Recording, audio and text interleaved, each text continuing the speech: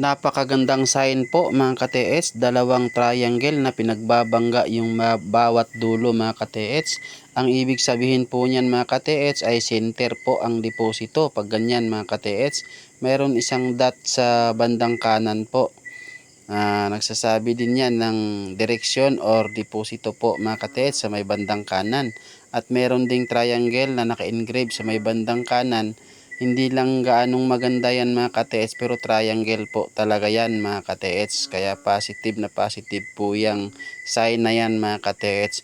Ito naman din sa bandang tuktok mga ka-TH, meron din ditong triangle mga ka-TH. Sa may tuktok na dumagan sa kanya mga ka-TH. Ayan po mga ka-TH. Oh.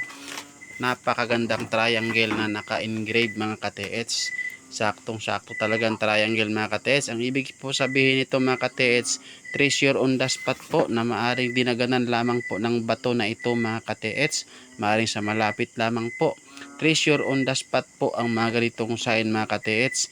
Napakalapit lamang po ang deposito dito mga ka-TH.